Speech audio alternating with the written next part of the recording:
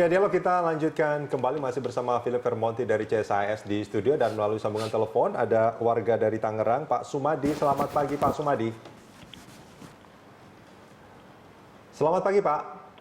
Halo. Ya, Pak Sumadi, silakan tanggapannya Pak soal tema dialog kita pagi ini. Ya, selamat pagi. Ya. Terima kasih ada waktunya. Ya, saya melihat begini. Sebetulnya rakyat Indonesia ya rata-rata ya itu tolak ukurnya mudah sekali kok dan sederhana. Apa itu, Pak? Dia melihat, dia merasakan apa yang mereka alami.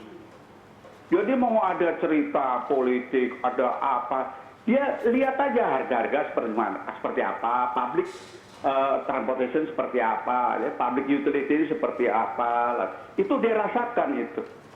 Sehingga sampai ke titik akhirnya dalam tanda kutip, dia punya choice yang lain, yaitu independen. Dan ternyata dengan reformasi ini independen terbuka, tadi disebut-sebut, ya contohnya lah kalau kita sebut misalnya apa yang terjadi di Surabaya, Jakarta, Bandung. Orang tahu kok, orang lihat itu.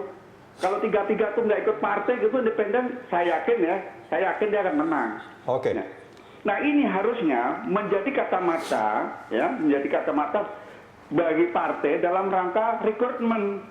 Kenapa kok saya dalam tanda kutip agak ditinggalkan, agak tidak dipercaya gitu. Baik.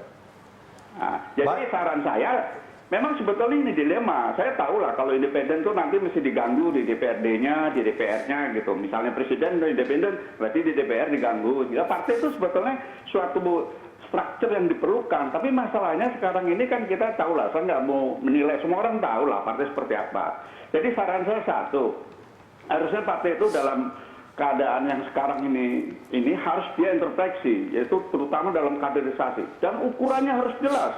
Kalau dia jabat di mana tuh apa ukurannya, harus diukur secara kuantitatif, kualitatif.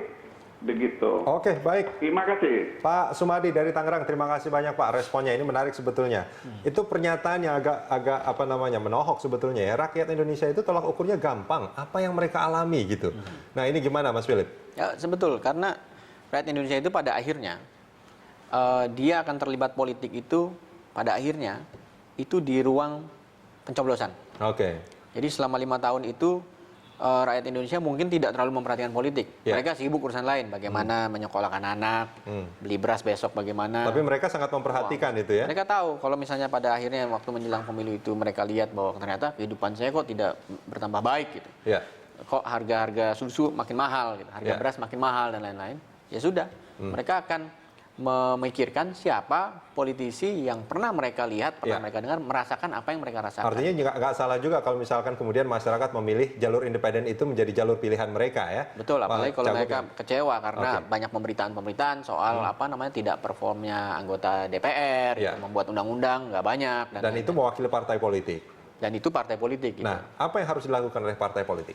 Ya, satu yang pertama betul tadi itu, dan dari tadi kita sudah bicarakan ini ya, Mbak Eva juga setuju, kaderisasi dan rekrutmen itu penting. Jangan sampai partai politik itu baru sibuk mencari kader kalau mau pemilu, sudah mau pemilu gitu. Kita ingat 2014 itu baru beberapa minggu menjelang batas akhir memasukkan nama-nama caleg. Partai itu kita baru tahu ternyata banyak sekali slot kosong yang nggak bisa parpol isi. Mereka pasang iklan di koran gitu, seolah-olah jadi caleg itu kayak lamaran kerja gitu, diminta bergabung dan lain-lain. Dan saya kira ini partai politik juga mungkin sebetulnya mereka juga sudah semakin percaya bahwa proses politik itu kalau buat partai politik full 5 tahun. Jadi bukan hanya waktu pemilu. Gitu. Selama ini mungkin sebelum ini itu partai hanya baru bekerja kalau lagi mendekati pemilu gitu. Tetapi karena ada mekanisme pemilihan langsung, mereka sekarang tahu bahwa masyarakat mengamati, walaupun nggak bicara ya. Masyarakat mengamati selama 5 tahun siapa yang bekerja, siapa yang tidak bekerja, siapa yang menjadi public enemy dan lain-lain itu. Dan jangan salahkan media sebetulnya, tapi carilah mereka yang lebih efektif cara menyampaikannya kepada media. Mungkin itu juga salah satu yang harus Betul, tapi mungkin dari sisi media juga penting juga untuk bisa cover both sides dan lain-lain sehingga semua mendapatkan informasi yang sama gitu dan bisa menjadi judgement. Terima kasih banyak sudah bersama kami di Dialog.